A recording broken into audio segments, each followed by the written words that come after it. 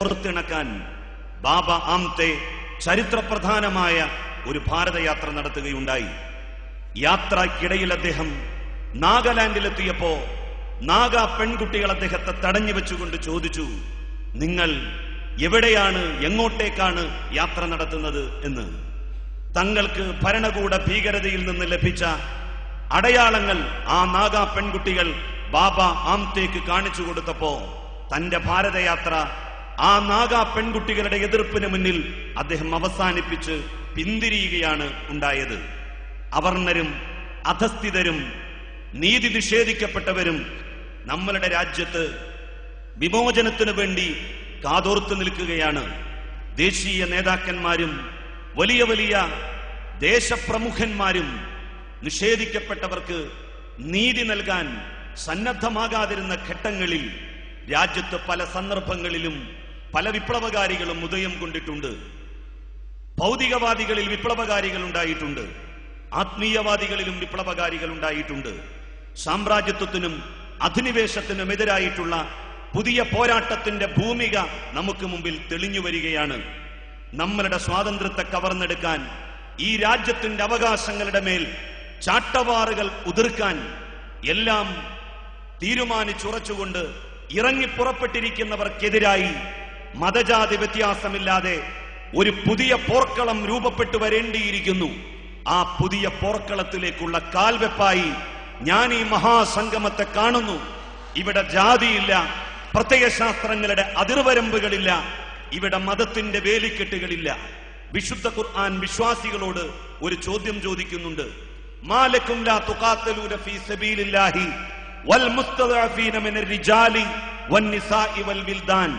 ഈ ഭൂലോകത്ത് അടിച്ചമർത്തപ്പെടുന്ന സ്ത്രീകൾക്കും കുട്ടികൾക്കും പുരുഷന്മാർക്കും വേണ്ടി നിങ്ങൾ എന്തുകൊണ്ടാണ് ദൈവമാർഗത്തിൽ സമരത്തിന് സന്നദ്ധമാകാത്തത്?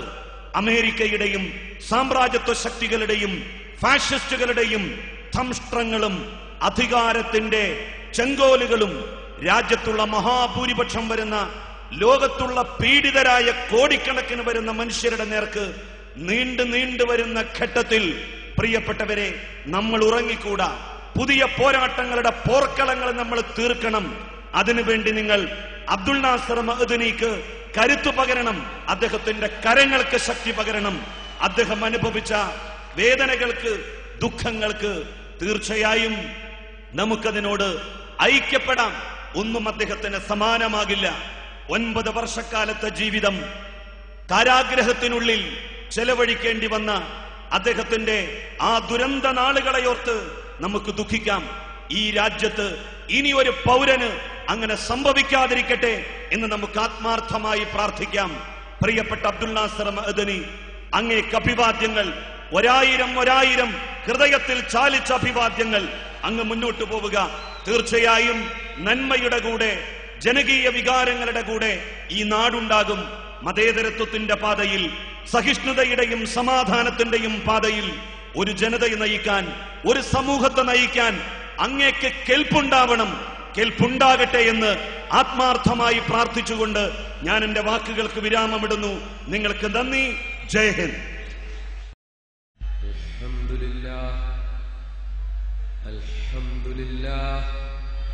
അൽഹംദുലില്ലാഹി റബ്ബിൽ ആലമീൻ.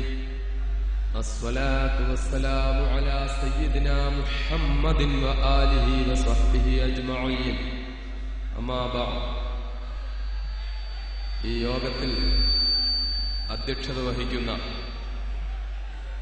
കേരളത്തിലെ മനുഷ്യാവകാശ പ്രവർത്തകർക്ക് മൊത്തവും മാതൃകയായ ആദരണീയനായ വാസുവേട്ടൻ അവറുകളെ, ഈ വേദിയിൽ ഉപവിഷ്ടരായിരിക്കുന്ന അഭിവന്ദ്യരായ രാഷ്ട്രീയ സാമുദായിക നേതാക്കന്മാരെ, എന്റെ ശബ്ദം കേൾക്കുന്ന പ്രിയപ്പെട്ട സഹോദരീ സഹോദരന്മാരെ, സുദീർഘമായ ഒരു പ്രസംഗത്തിനുള്ള സമയമില്ല.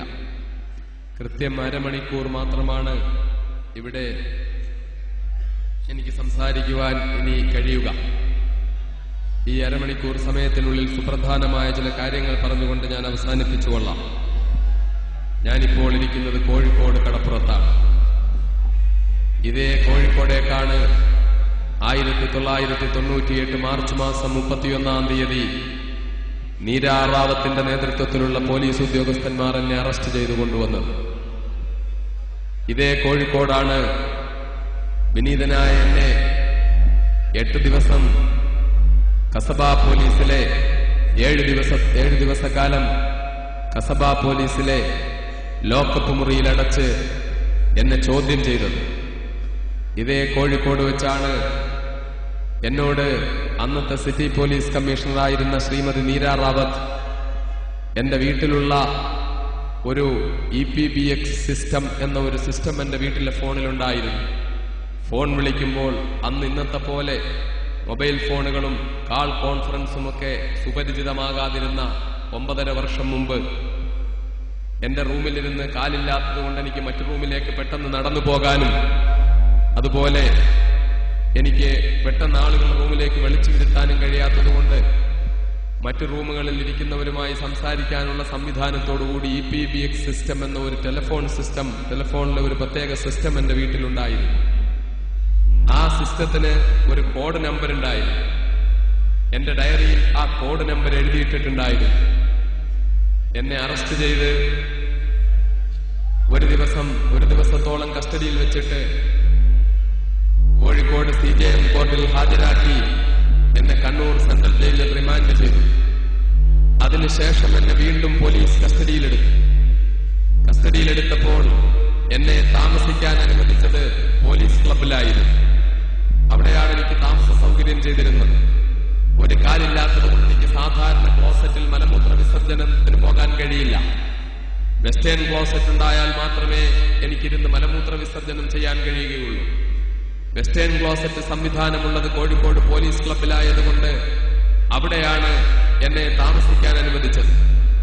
ആദ്യത്തെ ഒരു ദിവസം അവിടെ താമസിക്കാൻ അനുവദിച്ചിട്ട് രാത്രിയിൽ എന്നെ കസബ പോലീസ് സ്റ്റേഷനിലേക്ക് കൊണ്ടുവന്നു. കസബ പോലീസ് സ്റ്റേഷനിൽ വെച്ച് എന്നെ പല ഉദ്യോഗസ്ഥന്മാരും ചോദ്യം ചെയ്തു. അവസാനം അർദ്ധരാത്രിയിൽ നീരാ റാവത്ത് എന്ന അന്നത്തെ സിറ്റി പോലീസ് കമ്മീഷണറായ വനിത എന്നെ ചോദ്യം ചെയ്യുകയുണ്ടായി. അപ്പോൾ അവരെന്നോട് വളരെ ഗൗരവമായ ഒരു കാര്യം സംസാരിക്കാനുണ്ടെന്ന് പറഞ്ഞു. ആ കാര്യം എന്താണെന്ന് ചോദിച്ചപ്പോൾ അവർ പറഞ്ഞ മറുപടി, താങ്കൾ പാകിസ്ഥാൻ ഉൾപ്പെടെയുള്ള രാഷ്ട്രങ്ങളിലേക്ക് കോഡില്ലാതെ പാകിസ്ഥാനിലേക്ക് വിളിക്കുന്ന ടെലിഫോൺ കോഡ് ഉപയോഗിക്കാതെ ഫോൺ ചെയ്യാറുണ്ട് എന്നാണ് എന്നോട് പറഞ്ഞത്. ഞാൻ ചോദിച്ചു, എന്ത് തെളിവ് വെച്ചാണ് നിങ്ങൾ പറയുന്നത്? അതിനുള്ള തെളിവുകളെല്ലാം ഞങ്ങൾക്ക് കിട്ടിയിട്ടുണ്ട്. വീണ്ടും ചോദിച്ചു, എന്ത് തെളിവുകളാണ് നിങ്ങൾക്കുള്ളത്? നിസ്സാരമായ ഒരു കുറ്റമല്ല നിങ്ങൾ പറയുന്നത്.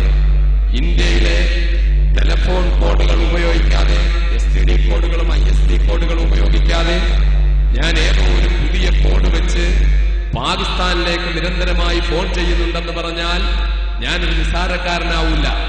നിങ്ങൾ ഉന്നയിക്കുന്നത് വളരെ ഗൗരവമായ ഒരു കാര്യമാണ്. അതുകൊണ്ട് നിങ്ങൾ എനിക്ക് തെളിവ് തരണമെന്ന് പറഞ്ഞപ്പോൾ അവർ പറഞ്ഞു, നിങ്ങളുടെ ഡയറിയിൽ തന്നെ ഒരു കോഡുണ്ട്, അത് പാകിസ്ഥാനിലേക്ക് വിളിക്കാനുള്ള കോഡാണ്.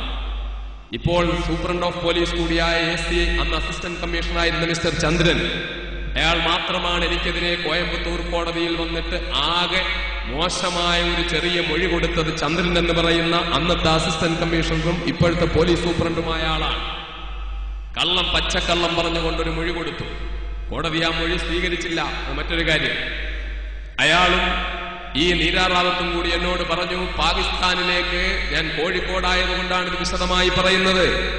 അന്ന് ആദരണീയനായ വാസുവേട്ടനും പ്രിയങ്കരനായ V. പ്രഭാകരനും ശംസുദ്ദീനായ V. പ്രഭാകരനും കൂടി എന്നെ കാണാൻ വേണ്ടി പോലീസ് സ്റ്റേഷന്റെ മുന്നിൽ രാവിലെ വന്നു. ഞാൻ സ്റ്റേഷനിലുണ്ടെന്നറിഞ്ഞിട്ട് മണിക്കൂറുകളോളം അവർ കാത്തുനിന്നിട്ടും അവരെ അതിനനുവദിച്ചില്ല.